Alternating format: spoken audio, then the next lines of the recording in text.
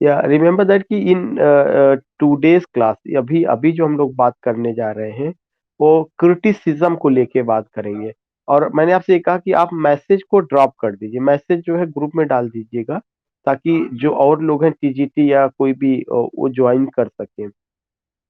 When we talk about criticism in modern age, then remember that कि there are certain points which we have to follow या which we have to go। और वो कौन कैसा है, जब भी आप क्रिटिसिज्म की बात करेंगे चार पांच इंपॉर्टेंट क्रिटिक आते हैं जो हमें पता होना चाहिए। अभी जब मैं आपको बात कर रहा था क्रिटिसिज्म में तो मैंने टीएस एलियट का नाम लिया था, लेकिन TS Eliot as a critic I could not discuss. I told you कि उन्होंने जो है क्या किया हुआ था, दो किताब लिखा था, एक तो use of poetry and use of criticism. दूसरा चीज मैंने आपको ये बताया था द सैक्रेड वुड। आवाज मेरी जा रही clear?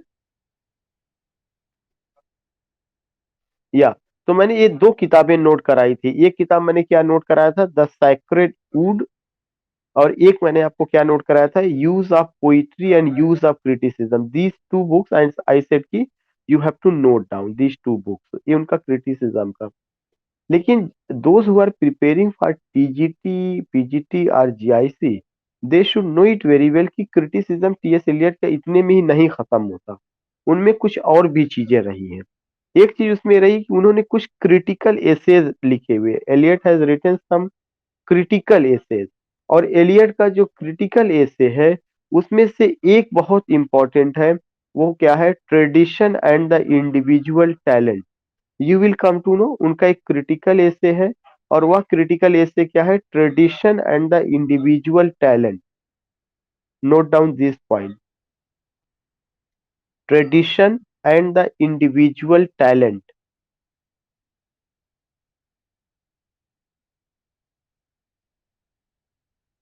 Tradition and the individual talent जो उनका क्रिटिकल एसे है, ये 1917 में आता, 1917 ईस्वी में।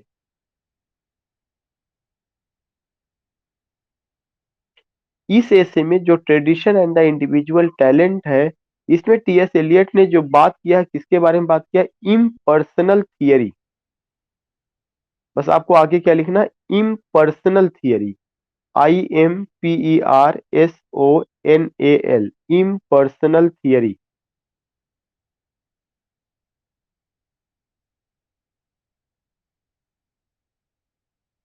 तो you will come to know कि we are talking about whom, we are talking about TS Eliot का एक जो है ऐसे क्रिटिकल ऐसे आया हुआ है। उस क्रिटिकल ऐसे का क्या नाम है, impersonal sorry tradition and the individual talent. It came in 1917। और इसमें टीएस एलियट किसके बारे में बात करते हैं, इम्पर्सनल थियरी के बारे में। दूसरा उनका क्रिटिकल ऐसे आया था Hamlet and his problem, Hamlet and his problem. ये 1919 में आया, 1919 ईस्वी में। हैमलेट एंड हिज प्रॉब्लम 1919, 1919 ईस्वी में।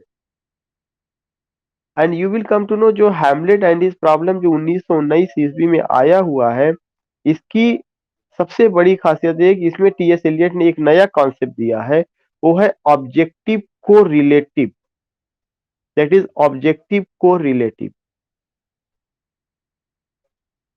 ऑब्जेक्टिव को रिलेटिव।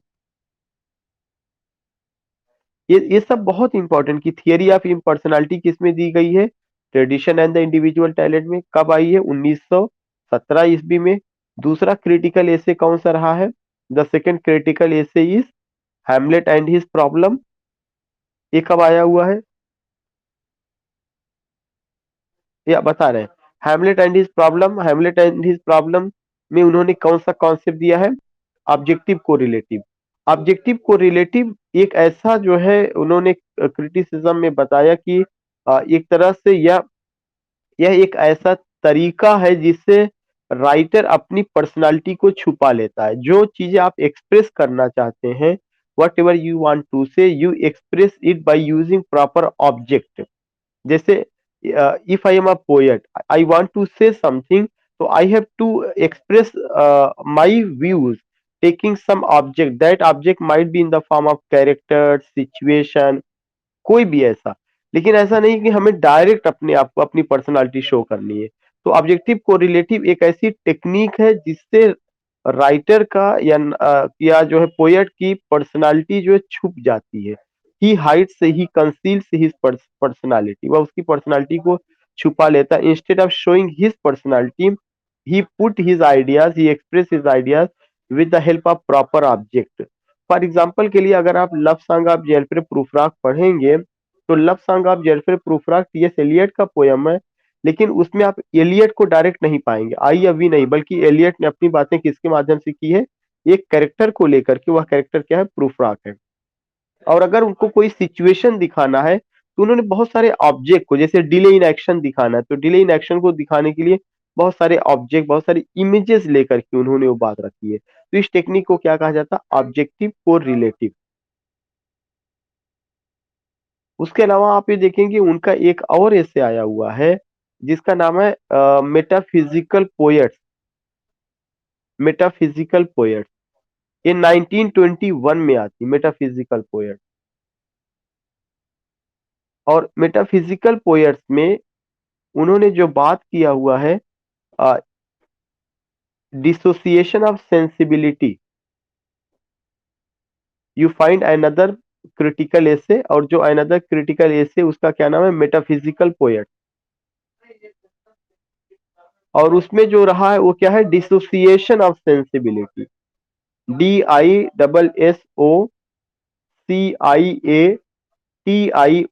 Dissociation of sensibility.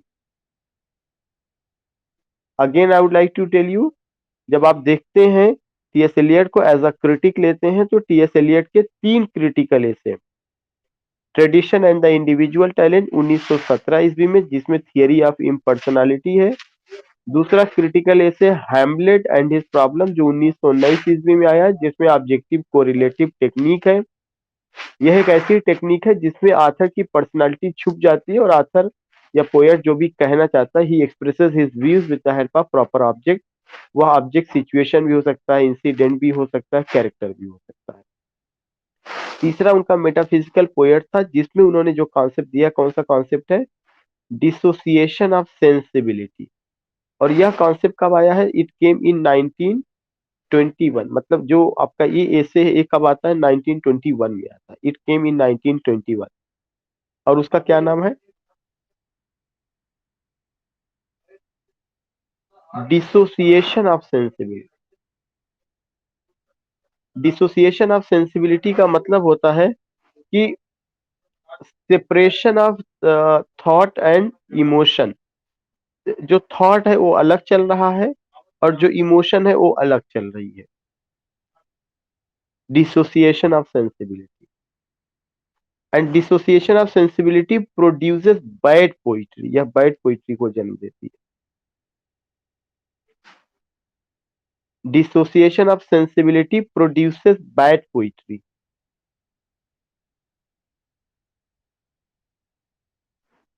इसके अलावा I also told you about his two books. The first book was the sacred wood, और दूसरा क्या मैंने बताया था, use of poetry and use of criticism. Use of poetry and use of criticism. use of poetry and use of criticism. Use of poetry and use of criticism.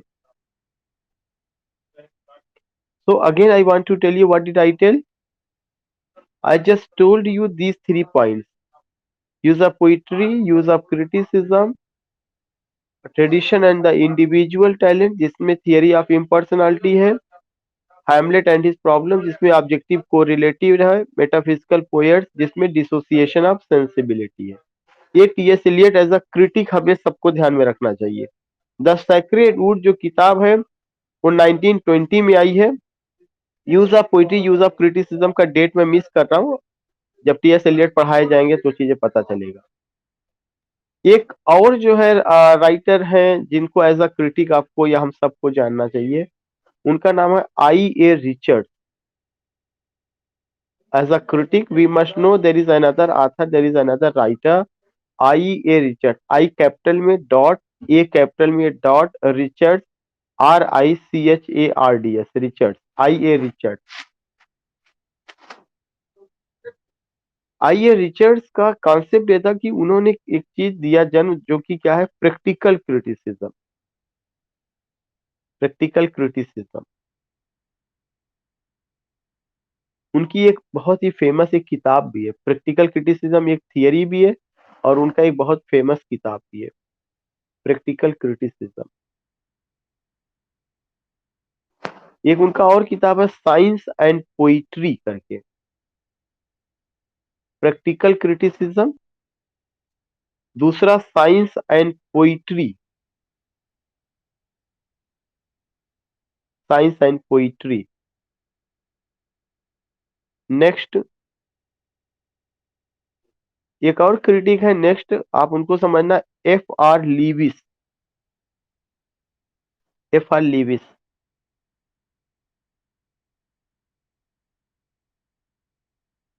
FR Lewis की दो किताबें बहुत फेमस हैं। एक तो है आपका the great tradition, अगर याद होगा डिकेंस को पढ़ा रहे थे तब भी वहां पर वो आए हुए थे। The great tradition, FR Leavis का the great tradition,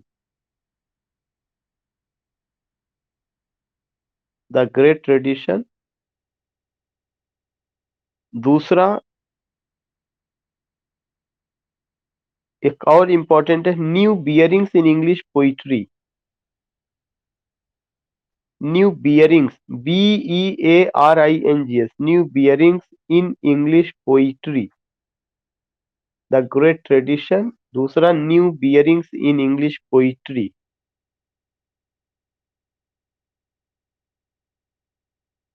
So you find these two things, the great tradition, new bearings in English poetry.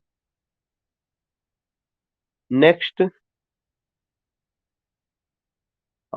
एक राइटर रहे William Empson, William Empson, EMPSON। William Empson ने लिखा है seven types of ambiguity. William Empson, EMPSON। William Empson ने जो लिखा, क्या लिखा है, सेवन टाइप्स ऑफ एम्बिगिटी। आवाज जा रही मेरी सबको? कोई प्रॉब्लम तो नहीं हो रही? क्रिटिक कौन से क्रिटिक? हाँ, विलियम इम्पसन। इम्पसन की स्पेलिंग है EMPSON, William Empson. William Empson की जो किताब है उसका उसका नाम है सेवन टाइप्स ऑफ एम्बिगिटी।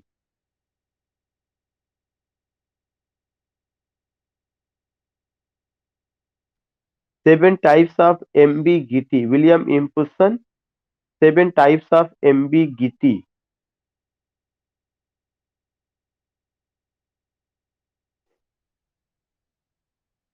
या नेक्स्ट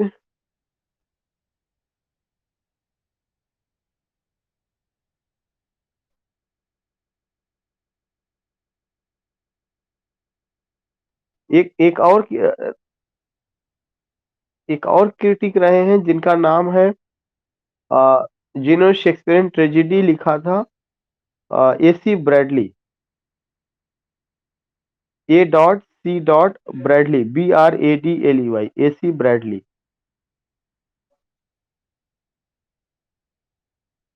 AC ब्रैडली ने क्या लिखा, Shakespearean tragedy.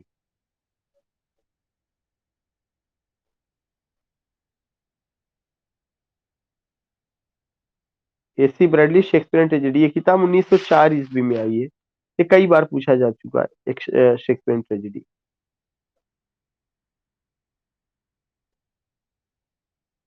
Krishna ji, perhaps you have not muted yourself।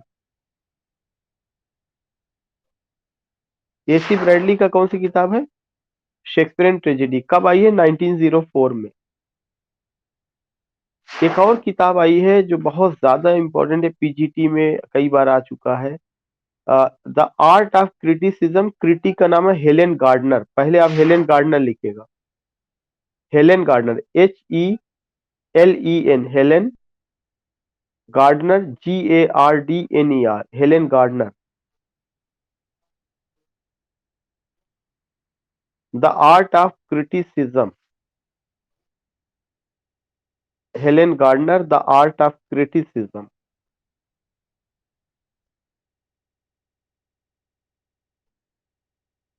Helen Gardner, the art of criticism.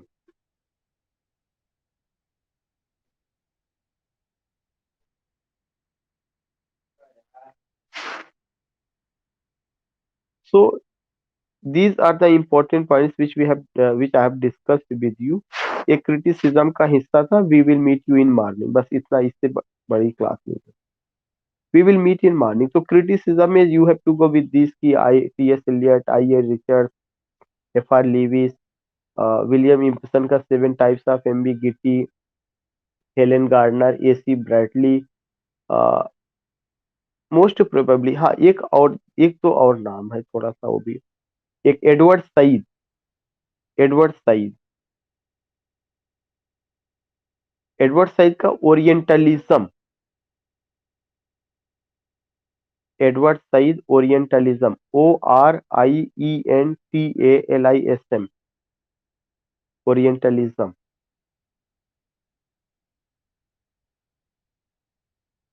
Next Homi Bhabha,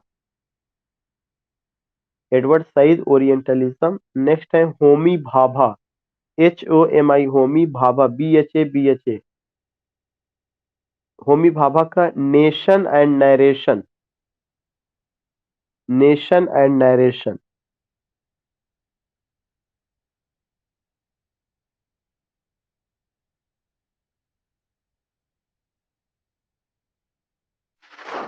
next है Jacques देरेदा,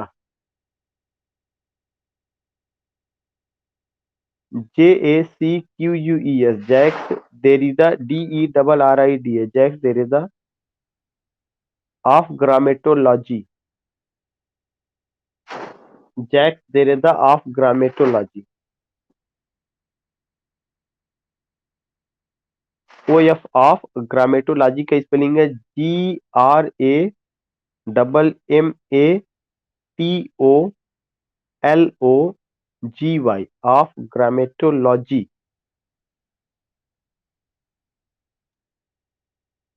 next Gayatri Chakravorty Spivak, GAYATRI, Gayatri Chakravorty Spivak, SPIVAK। इनका एक क्रिटिकल ऐसे है, can subaltern speak, can subaltern speak.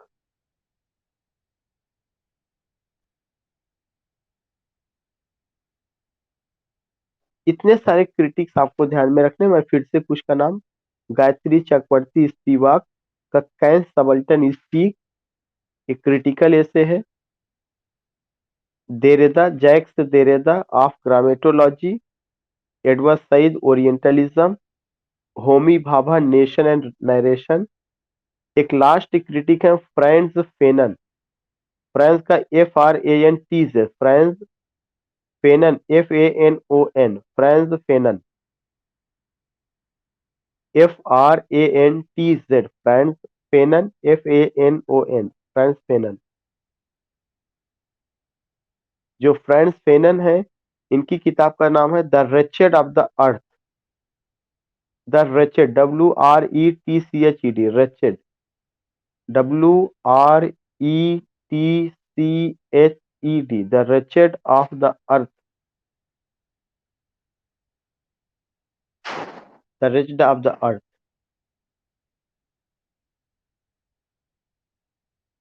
I think you got all the points, पूरा चीजें critic का क्या क्या कैसे रहे हैं उसको आप सब, इसके अलावा बहुत सारे और भी क्रिटिसिज्म में कंट्रीब्यूशन रहा है।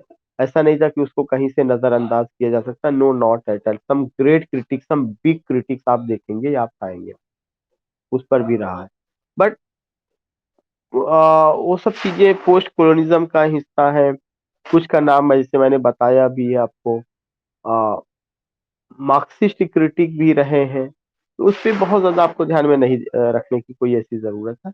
But these critics you have to take, these critics you have to go. तो आई थिंक कि यू ऑल गॉट इट। अगर किसी का कोई क्वेरी हो, कोई प्रॉब्लम हो तो मुझसे पूछ सकता है।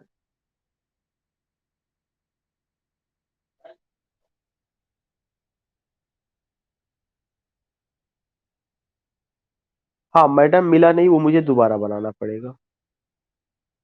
आई लास्ट इट समवेयर, अब पता नहीं कहाँ पे, चूंकि उस मेरे जो बैग में था उसमें से कई कागज इधर उधर मुझे लगता हो किया। लेकिन अच्छा हुआ आपने मुझे याद दिला दिया, मैं कोशिश करूंगा कि आज ही मैं उसको करूं। वो बन जाएगा, कोई बड़ी चीजें बना देंगे, बन जाएगा। हाँ, और कोई चीज, एक तो अरिस्टोटल है, और कोई चीज किसी को कुछ कहना। एडवर्ड सईद का। ORIENTALISM, orientalism.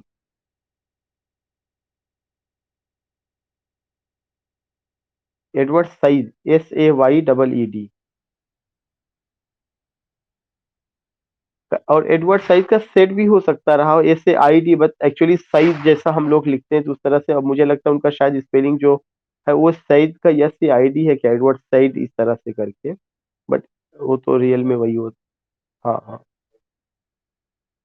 हाँ हाँ, वो। तो any other query, any other question किसी का? हाँ, FR लीविस का जो रहा है द ग्रेट ट्रेडिशन, और एक उनका रहा है new bearings in English poetry. The great tradition और new bearings in English poetry.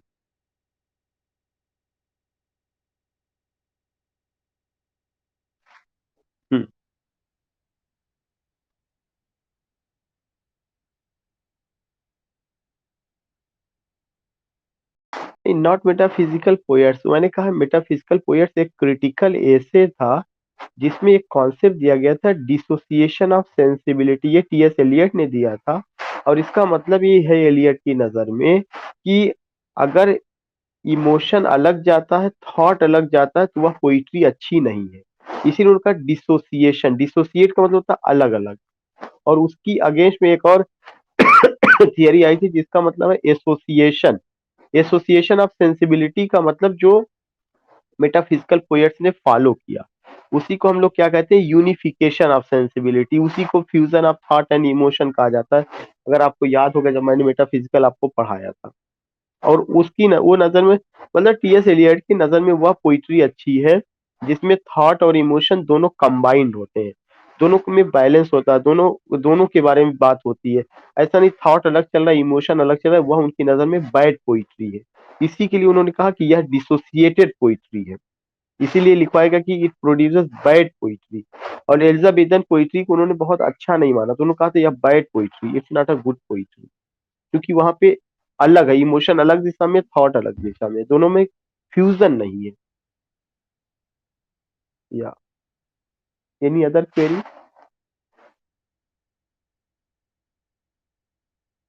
I think कि आप सारे लोग जो है नोट कर लिए हैं। और अंजलि मैडम का मुझे लगता है, नहीं अंजलि मैडम का नहीं, आई एम मिसिंग, किसी मैडम का मेरे पास आया हुआ था कि वो नोट्स नहीं बना पाई हैं। तो अगर आप में से जिन लोगों ने बनाया है वो आप शेयर कर दीजिएगा। बाकी मैं मैटर PDF इसका मैं शेयर करूंगा, लेकिन it will take time. Modern age अभी और भी 2 क्लासेस है, जब वो हो जाएगी तब, क्योंकि अभी आपने पोइट्री पे बात की, क्रिटिसिज्म, ड्रामा और नॉवेल रह गया, उसको बात करने के बाद मैं शेयर कर दूंगा। ठीक है। और लास्ट में मैं फिर बता रहा हूँ जो मैंने पहले कहा था कि you have to make strong your self, firm, determined. You have to do something in this session. We have only 4 or 5 important months. इसमें आप अपने आप को कमजोर ना करिएगा। This is my only suggestion and nothing else. Continuously अपनी study को वैसे ही बरकरार रखिए जैसे आप चल रहे हैं। डोंट थिंक कि when vacancy will come, it will come soon, you will get opportunity. अगर वैकेंसी आएगी तो एग्जामिनेशन होना है, वो कब होगा वी डोंट नो, लेकिन बहुत अच्छे ढंग से आप अपने आप को अपियर होइए। ठीक है। Thanks to all of you.